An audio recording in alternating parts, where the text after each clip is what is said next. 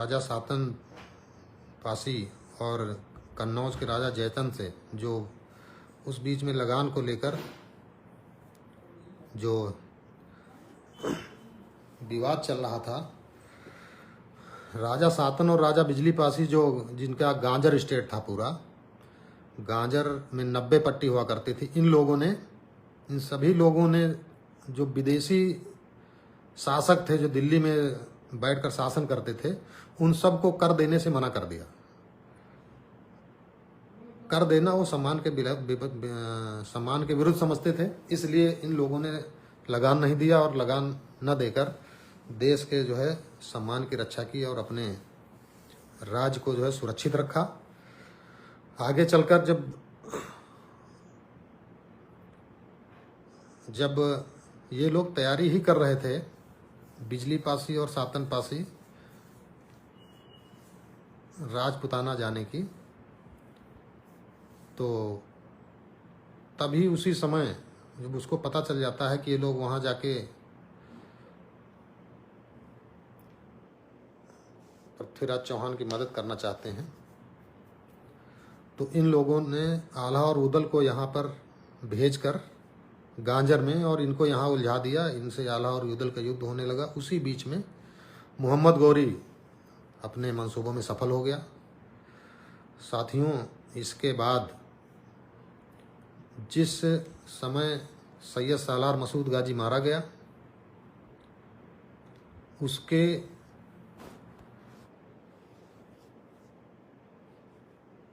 1033 में मारा गया और 1352 ईस्वी में फिरोज शाह तुगलक दिल्ली का शासक हुआ। उस समय फिरोज शाह तुगलक ने उनके धर्मगुरुओं ने जो बताया हो, वो जाकर सैयद सालार मसूद के जहाँ पर वो उसको मारा गया था, उस स्थान पर जाता है और वहाँ जाने के बाद जो है उसकी मजार पर चादर चढ़ाता है और वहीं पर शपथ लेता है कि जिन लोगों ने सैयद सालार मसूद को और उसके सभी सैनिकों को मारा, उन सभी को यहाँ से मिटाकर, उन सभी लोगों को यहाँ से समाप्त करके, उनके किले और महलों को खंडहर करके हम बैठेंगे। इसके अलावा हम बैठेंगे नहीं, हम लगातार प्रयासरत रहेंगे। और वहीं से 1352 में ही फिरोज शाह तुगलक ने सैयद सालार मसूद को गाजी की उपाधि दिया। गाजी का मतलब होता धर्म योद्धा, जो धर्म के लिए लड़ा हो और शहीद हो गया हो तो उनको जो है धर्म योद्धा के कहा जाता है, और गाजी को धर्म योद्धा उसने कहा। तो साथियों, यहीं से खेल शुरू होता है जो पासी समाज के राजपाट समाप्त होने का। फिरोज शाह तुगलक ने एक फरमान जारी किया कि जो भी भर हैं, उस समय तक भर के ही नाम से अधिकतर लोग जाने जाते थे, उसने फरमान जारी किया कि जहां भी भर मिले उनको मार दो। इसी आदेश को, इसी फरमान को तुगलकी फरमान के नाम से जाना जाता था। इतिहास में भी प्रसिद्ध रहा। आज भी लोग तुगलकी फरमान जो कहते हैं, वो तुगलकी फरमान, पहला फरमान यही था कि अवध में जो भी भर मिले उनको मार के समाप्त कर दो। और ये करने के लिए, ये कार्य पूरा करने के लिए तुगलक ने अपने खजाने खोल दिए और जागीरें प्रदान की, शासन सत्ता में लोगों को हिस्सेदारी दिया। चूंकि जो भारसीय लोग थे, इन्होंने ही सैयद सालार और उसकी सेना को मारा था। बाकी के नागवंशी और बहुत सारे समाज थे, वो शामिल नहीं थे उसमें, गाजी को और उसकी सेना को मारने ने। इसलिए तुगलक ने इन्हीं को लक्ष्य बनाकर, टारगेट इन्हीं को बनाया और पूरा फरमान जारी करके उनको मारने का, उनको समाप्त करने का। जो लोग मारे थे, मारने वाले सभी भारसीय थे, भार कहे जाते थे, भर कहे जाते थे। 86 साल तक इनका शासन रहा है, तीनों तुगलकों का, मोहम्मद तुगलक, गयासुद्दीन तुगलक और बख्तियार बिन तुगलक। तो जो गयासुद्दीन तुगलक था, सबसे अधिक लंबा शासनकाल उसी का रहा है। उसी ने सब पूरा राजपाट यहाँ पे मार काट करके कराकर पूरे अवध में तांडव मचाया और समाप्त कराने का काम किया। साथियों, इसी बीच में लोगों ने जान बचाने के लिए जो राजपासी टाइटल जो अडॉप्ट किया था महाराज त्रिलोकचंद जी ने, वो टाइटल लोग पासी के नाम से वो रखने लगे और जो ये भर था, इस शब्द का धीरे धीरे करके विलोपन होता गया। तभी से जो भर थे यहाँ के अवध के, वो सभी लोग पासी के नाम से अपना टाइटल लगाने लगे। और इसमें सेनाओं की अलग अलग टुकड़ियाँ होती थी, अलग अलग जातियाँ हैं। आज पासियों में भी अलग अलग हथियार चलाने वाली जातियाँ हैं। जो खड़ग चलाते थे वो खटिक हैं, जो गदा चलाते थे वो गुजर हैं, और जो तलवार चलाते थे वो पासी हैं। सबके आगे पासी लगा हुआ है। जो जातियां हैं, 12 जातियां हैं। पूरे अवध में इनका राज था। तुगलक के समय में अधिकतम जो नुकसान होना था हुआ। अधिकतम किले और खंडहर कर दिए गए, आज भी मौजूद हैं वो खंडहर के रूप में। कनिंघम ने अपने वृतांत में लिखा है कि मोहनलालगंज क्षेत्र में 20 ऐसे पुराने किलों के खंडहर हैं, उपलब्ध हैं। तो ये जो तुगलक काल था, तुगलक काल में सर्वाधिक नुकसान होने के बाद इसी बीच में कुछ राजस्थान के लोगों को यहाँ पे जागीरें प्रदान की, कुछ उपाधियाँ दी गईं। भरों और पासियों का राजपाट समाप्त करने में जिन लोगों ने तुगलक का या उसके सहयोगियों का सहयोग किया, उनकी सेनाओं में भी कुछ लोग भर्ती हुए, कुछ लोग सेना का सहयोग किए पीछे से, उनको उपाधियाँ उसने दिया। उपाधि जो विदेशियों की उपाधि थी वो लोगों ने प्राप्त किया, और उपाधि लेकर, उपाधि बाद में मिली, पहले उनके सेनाओं का सहयोग किया गया। और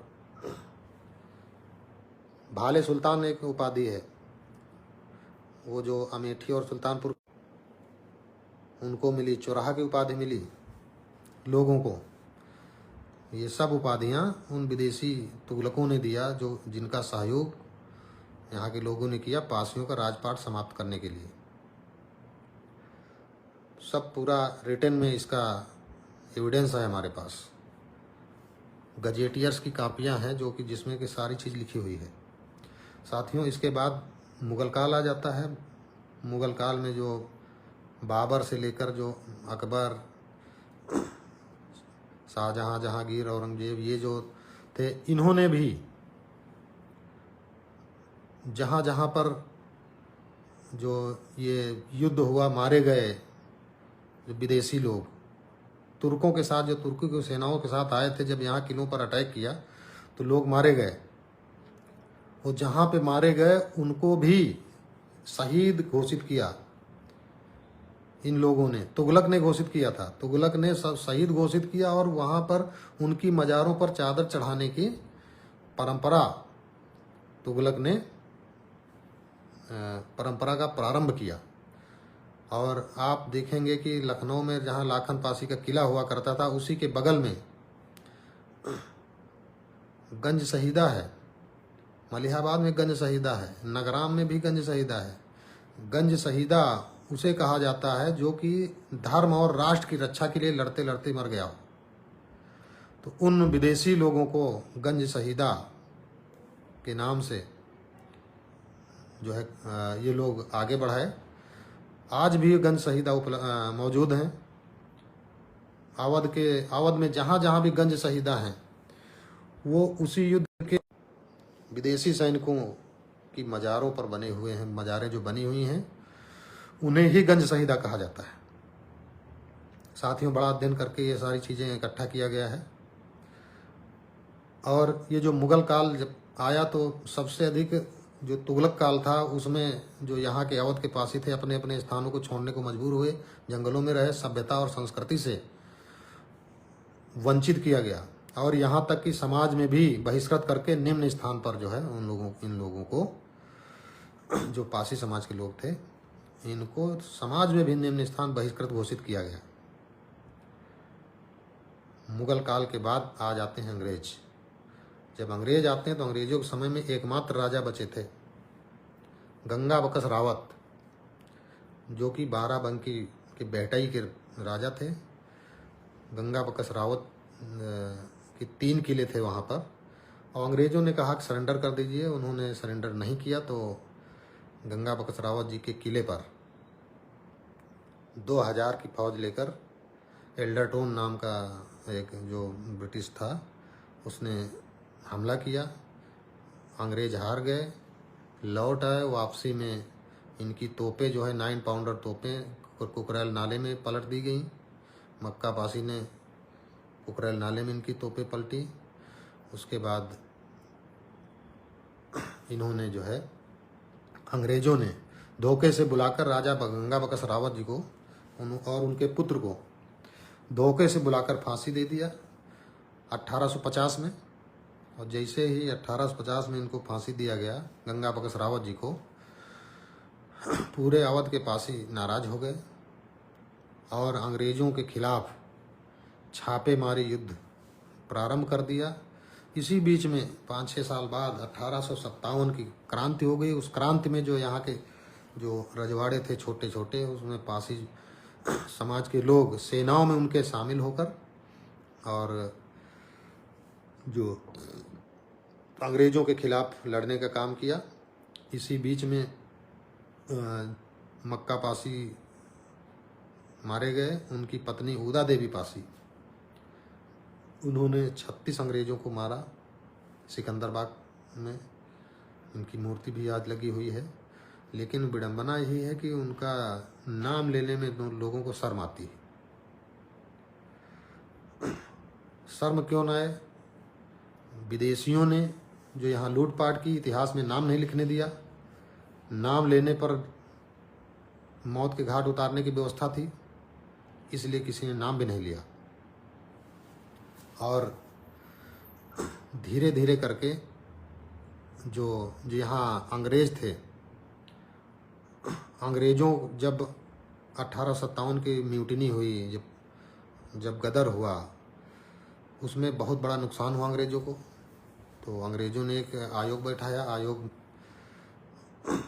आयोग ने जो अपनी रिपोर्ट जो दिया तो उसमें ये था कि अवध में जो पासी हैं, इन्होंने इसमें जो है क्रांति में इतनी सक्रियता दिखाई जितना किसी वर्ग ने दिखाई, और अगर इनको कुचला नहीं गया तो हमारा यहाँ पे रहना दूभर हो जाएगा। उसी रिपोर्ट के आधार पर 1871 में क्रिमिनल ट्राइब्स एक्ट अंग्रेज़ों ने बनाया और पासी जाति को भी उसमें रखा और पूरे देश में लागू कर दिया गया। जो ज़मीनें थीं जिसमें खेती होती थी, लोग छोड़ने पर मजबूर हुए और एक स्थान से छोड़कर दूसरे स्थान पर जाने को मजबूर हुए। लोगों ने अपने स्थान छोड़कर दूसरे स्थानों पर अपने छोटे छोटे आवास बनाकर रहना प्रारंभ किया। धीरे धीरे करके जो ये अंग्रेज़ों ने जो कानून लागू किया था, जिसमें इतनी जो काला कानून कहा जाता है, जिसमें 9 वर्ष का बालक होता था उसको थाने पर साप्ताहिक हाजिरी देनी पड़ती थी। कोई भी घटना होती थी तो उन्हीं से पूछताछ की जाती थी, प्रताड़ित किया जाता था। हाजिरी न देने पर ज़मीन कुर्क करने की व्यवस्था थी, ज़मीनें कुर्क हो जाती थी लोगों की। आज की तारीख में जो नजूल की भूमियां हैं, वो अधिकतर भूमियां वही हैं जो लोग अपने स्थानों से छोड़कर जाने को मजबूर हुए और नजूल घोषित किया गया।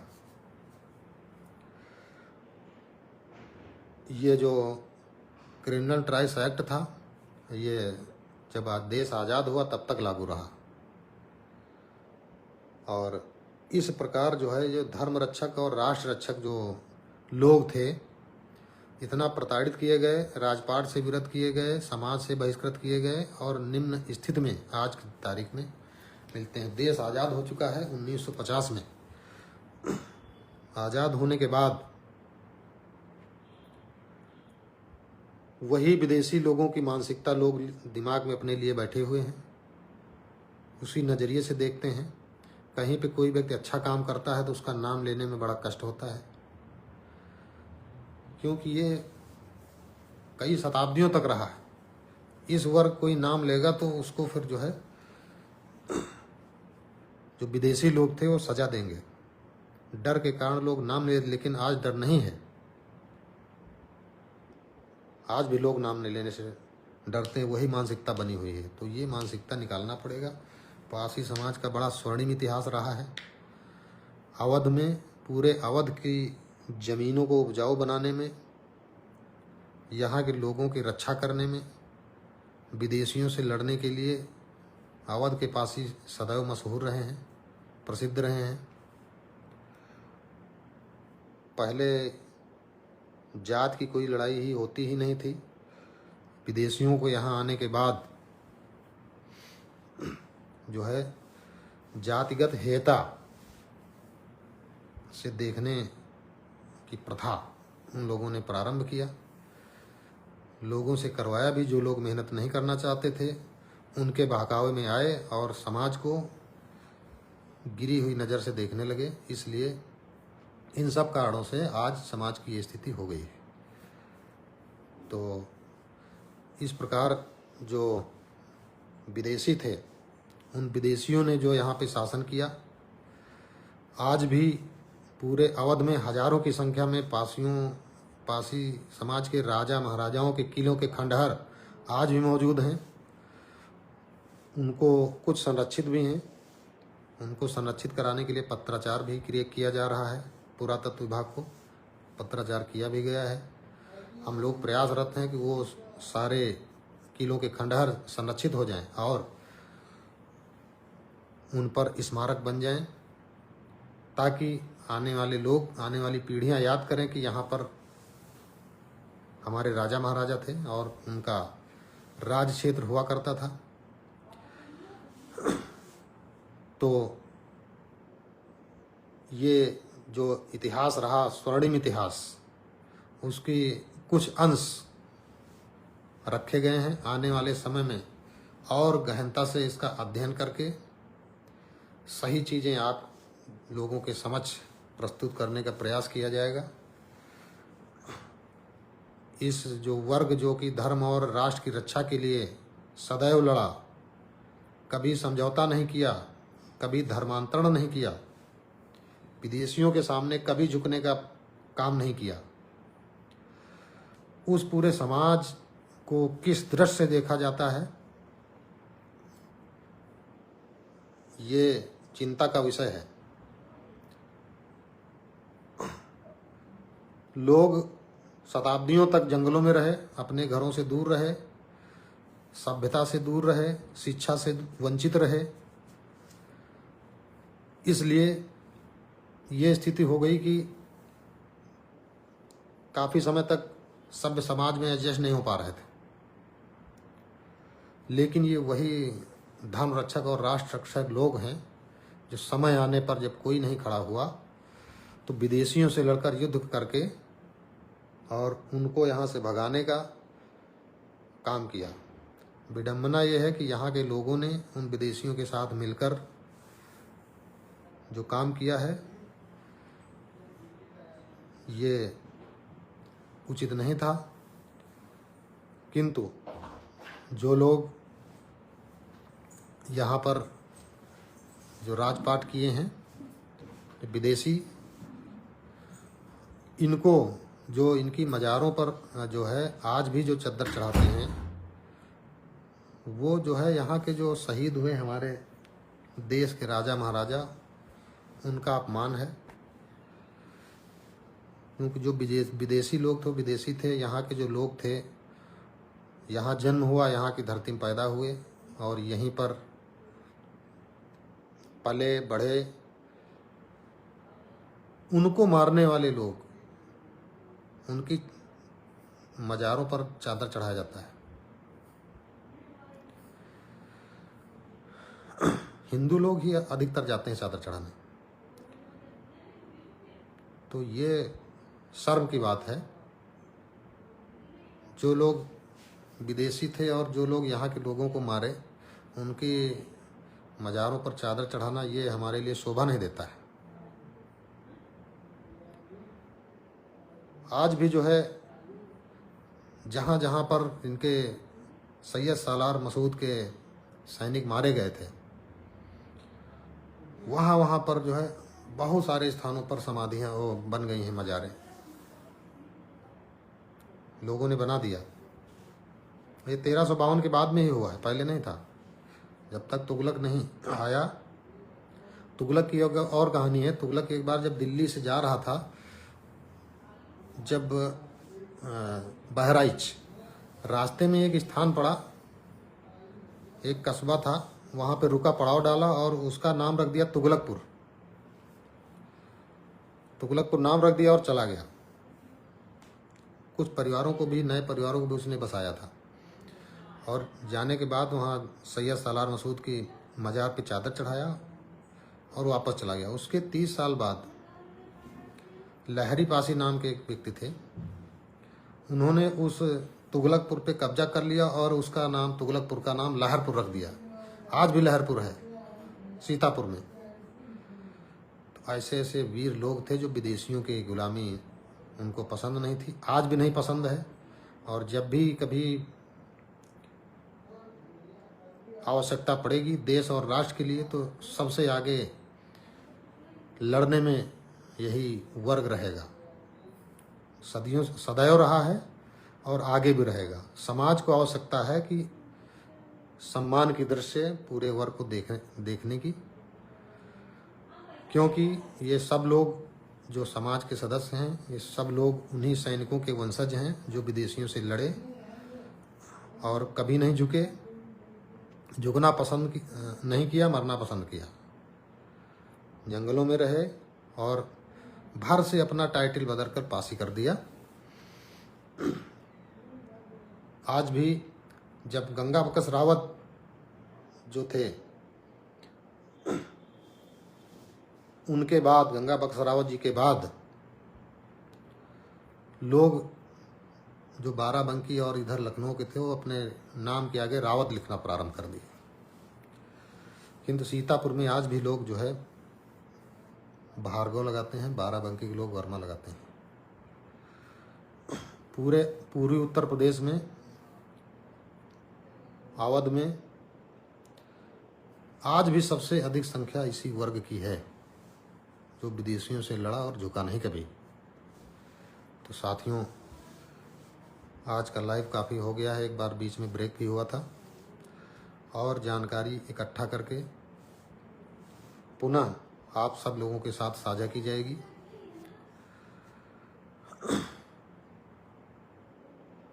और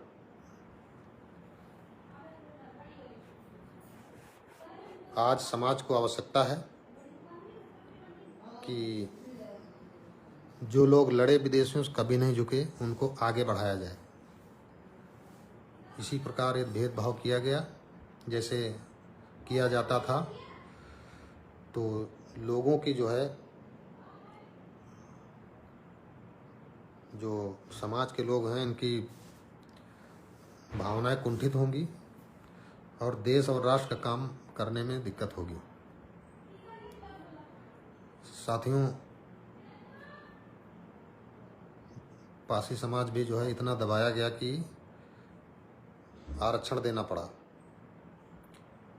रिजर्वेशन, शेड्यूल कास्ट के लिए रिजर्वेशन लागू कर दिया गया। शेड्यूल कास्ट में पासी बिरादरी को भी रखा गया।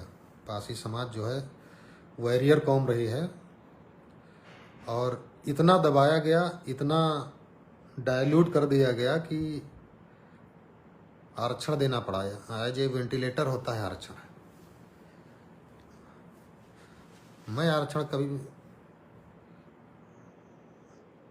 पसंद नहीं करना चाहूँगा।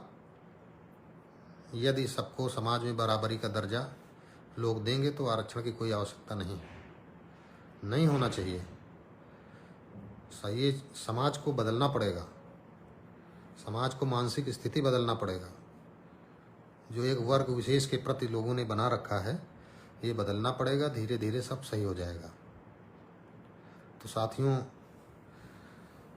आज के लिए बस इतना ही। आगे फिर पुनः आप सब लोगों से चर्चा की जाएगी, और जिस साथी को कोई प्रश्न पूछना हो या शंका हो, इस कमेंट में लिख दें। इस लाइव में आगे जो भी लाइव होगी उसमें उन सभी शंकाओं का सभी समाधान किया जाएगा।